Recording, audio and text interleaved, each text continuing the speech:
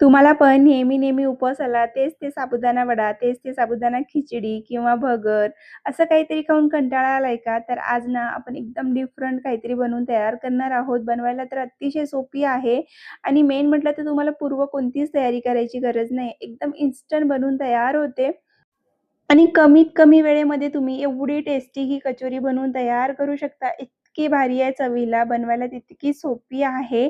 जास्त वेळ लागत नाही, जास्त साहित्य लागत नाही. अगदी इन्स्टंट बनून तयार होते. तर आज आपण बनवणार आहोत मस्तपैकी कुरकुरीत इन्स्टंट साबुदाणा कचोरी, जे बनवायला खूप सोपी आहे.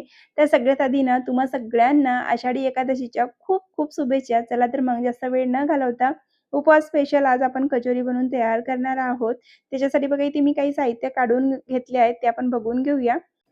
तर सगळ्यात आधी आपल्याला कचोरीसाठी पीठ लावून घ्यायचं. त्यासाठी बघा अर्धा चमचा जिरे, 2-3 हिरवी मिरची बारीक चिरलेली, थोडीशी कोथिंबीर, सेंधा मीठ घ्यायचे. त्यानंतर अर्धी वाटी इतके शेंगदाणे घ्यायचे. त्यानंतर 1 वाटी आपल्याला साबुदाणा घ्यायचा आणि 3 उकडलेले बटाटे घ्यायचे. एकदम सिंपल आहे. एवढे साहित्य आपल्या घरात नेहमीच असतात.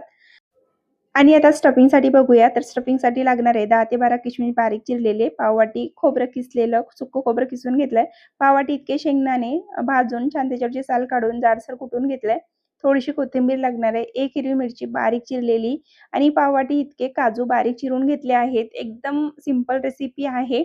तर सगळं साहित्य इथे बघा मी तुम्हाला दाखवलेत. आता पटकन बनवायला घेऊया जास्त वेळ न घालवता.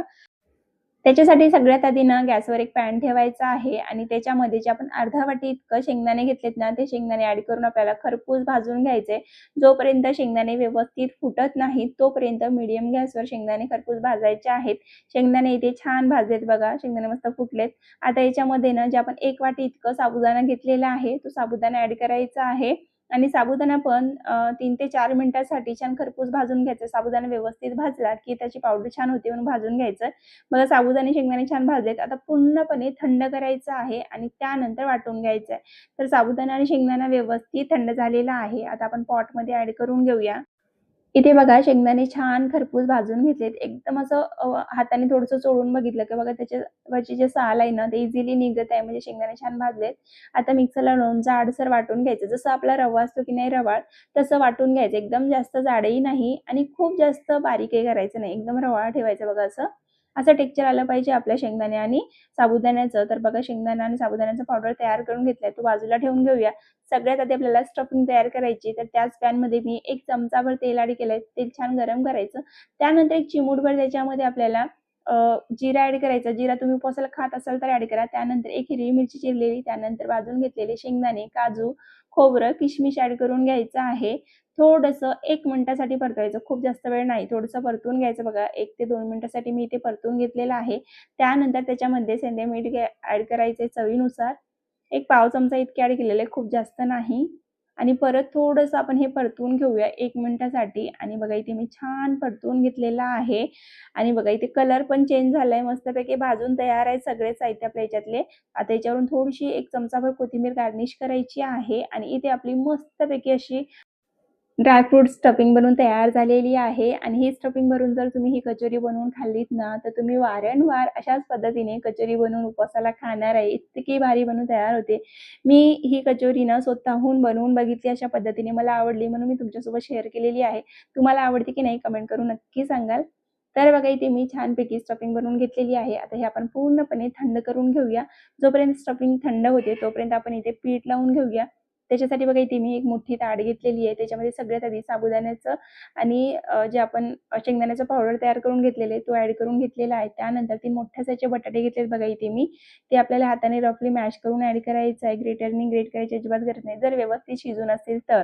त्यानंतर त्याच्यामध्ये अर्धा चमचा जिरे ॲड करायचा आहे. 2 ते 3 हिरवी मिरची बारीक चिरलेली ॲड करून घ्यायची आहे. अर्धा चमचा चवीपुरतं सेंधा मीठ ॲड करायचं त्यानंतर भरपूर सारी बारीक चिरलेली कोथिंबीर ॲड करायची याच्यात जे तुम्ही इन्ग्रीडियंट्स उपवासाला खात नाही ते स्किप केले तरी चालेल. त्यानंतर बघा व्यवस्थित आपल्याला हाताने हा पीठ मळून घ्यायचं. एकदम सॉफ्ट पीठ मळायचं आहे.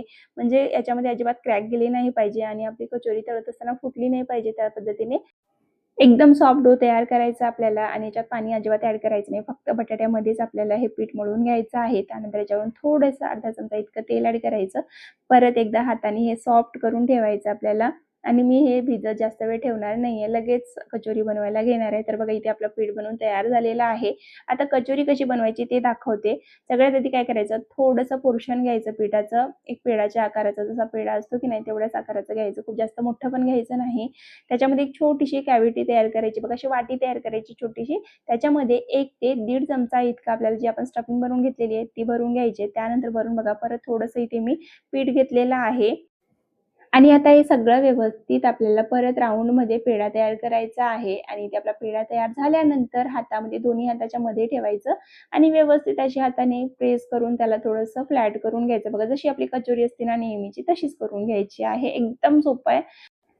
आणि इथे बघा मी एक कचोरी बनवून घेतली, तशीच दुसरी घेतलेली आहे. थोडीशी वाटी बनवून घेतली, थोडंसं पीठ घेतलं, वाटी बनवून घेतली, त्याच्यामध्ये स्टफिंग भरली. त्यावरून थोडंसं परत पीठ ठेवायचंय. हातामध्ये थोडंसं राउंड करायचं, जसं पेढा असते तसं करायचं. त्यानंतर दोन्ही हाताच्या मध्ये ठेवायचं. त्याला बरोबर हाताने प्रेस करून फ्लॅट करून घ्यायचं. बघा असं एकदम सिंपल आहे बनवायला. अशाच पद्धतीने ते मी एक-एक करून सगळी कचोरी बनवून घेतलेली आहे. तुम्ही इथे बघू शकता मी भरपूर साऱ्या कचोरी बनवून घेतलेल्या आहेत आणि चवीला भन्नाट आहे. फक्त आणि फक्त तुम्ही एकदा ट्राय करा घरामध्ये ही रेसिपी आणि अचूक आहे. अजिबात बिघडणार नाही. तुमचा उपवास पण खराब होणार नाही. इतकी भारी बनवून तयार होते. साईडला बघा मी तेलसुद्धा गरम होण्यासाठी ठेवलेलं आहे. तेल गरम झालं की लगेच आपण तळायला घेऊया. तर बघा ही शेवटची राहिलेली होती एकदम छोटीशी, ती पण मी करून घेतलेली आहे. तर इथे आपल्या सगळ्या कचोऱ्या बनवून तयार झालेत. आता लगेच आपण तळून घेऊयात. थोडीशी ते स्टफिंग पण उरलेली आहे. खूप जास्त नाही, 1 ते 2 चमचा असेल. तर मी कमी-कमी भरली आहे, पुरणार की नाही म्हणून उरली, नाहीतर ती पण संपली असती. तर बघा तेल छान कडकडीत गरम करायचं. तळत असताना सगळ्यात मेन आहे कशी तळायची कचोरी. तळत असताना तेल आधी कडकडीत गरम करायचं. त्यानंतर त्याच्यामध्ये कचोरी एक टाकून बघायची आणि त्यानंतर बघा खूप जास्त बबल्स आले पाहिजे. जशी आपण कचोरी टाकली ना, तसे भरपूर बबल्स आले की समजायचं की आपली कचोरी फुटणार नाही. मग बाकीच्या कचोरी टाकायला घ्यायचं. तर बघा इथे मी त्याच पद्धतीने ते ॲड केलेलं आहे. छान आलटून-पलटून दोन्ही साइडनी मस्त क्रिस्पी होईपर्यंत, गोल्डन कलर येईपर्यंत पहिली बॅच तळून घेतलेली आहे. आता मी तुम्हाला दुसरी बॅच सुद्धा तळून दाखवते. त्याआधी आपल्याला कचोरी काढून घेतल्यानंतर 2-3 मिनिटासाठी तेल छान कडकडीत गरम करायचं आहे. परत एकदा बघा तेल छान गरम झालेलं आहे. आता बघा एक कचोरी टाकून बघितली. अशा भरपूर बबल्स आले पाहिजे. त्यानंतर बाकीच्या कचोरी टाकायला घ्यायचं. नाहीतर काही करायची नाही. तेल छान गरम होऊ द्यायचं. त्यानंतर बाकीच्या कचोरी टाकायचं. तर बघा तेल छान गरम झालेलं होतं. त्यानंतर मी ते 2-3 कचोरी टाकून घेतले. खूप जास्त पण टाकायचं नाही एका वेळेला. नाहीतर तेल थंड होते आणि आपली कचोरी फुटते. त्याच्यासाठी बघा सगळ्यात आधी तेल कडकडीत गरम करायचं. त्यानंतर कचोरी ॲड करायची. कचोरी टाकल्यानंतर एका साइडने थोडंसं तळू द्यायचं. छान कलर येऊ द्यायचा हलकं गोल्डन. त्यानंतर पलटून घ्यायची. आलटून-पलटून दोन्ही साइडनी क्रिस्पी कुरकुरीत होईपर्यंत मीडियम गॅसवर आपल्याला ही पूर्ण कचोरी तळून घ्यायची आहे. आणि इथे आपल्या कचोऱ्या बनवून तयार झालेत. एकदम कुरकुरीत, खमंग अशी रेसिपी बनवून तयार होते. मी इथे प्लेन दहीसोबतच सर्व्ह केलेली आहे. कारण ही छान अशी चटपटीत कचोरी बनवून तयार होते.